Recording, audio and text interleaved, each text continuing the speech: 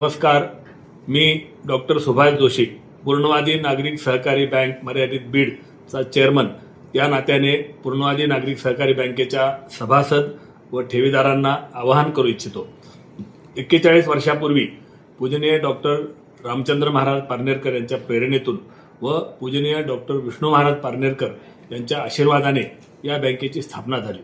आज या बँकेच्या 25 शाखा आहेत आणि 31 मार्च 2026 याचा 961 कोटी ठेवी व 569 कोटी कर्जे असे एकूण व्यवसाय 1530 कोटी रुपयांचा आहे। आमचा नेट NPA फक्त 0.62% आहे।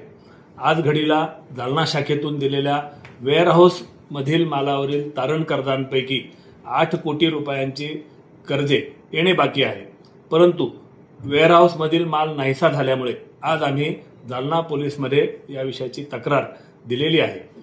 पोलीस योग्य ती कारवाई करतीलच, परंतु ठेवीदार व ग्राहकांना मी या निमित्ताने असे आवाहन करू इच्छितो की ठेवीदारांच्या एकाही पैशाची कुठे गडबड होणार नाही याची खात्री संचालक मंडळ व बँकेच्या वतीने मी आपणास देत आहे। धन्यवाद।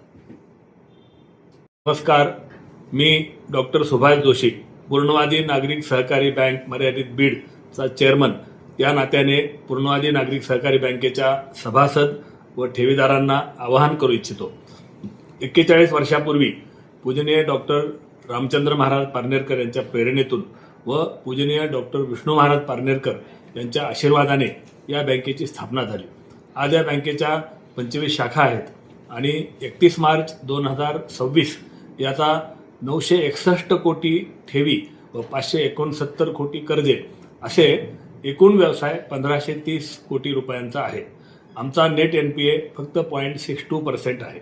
आज घडीला जालना शाखेतून दिलेल्या वेअरहाऊस मधील मालावरील तारण कर्जांपैकी 8 कोटी रुपयांची कर्जे येणे बाकी आहे, परंतु वेअरहाऊस मधील माल नाहीसा झाल्यामुळे आज आम्ही जालना पोलीसमध्ये या विषयाची तक्रार दिलेली आहे।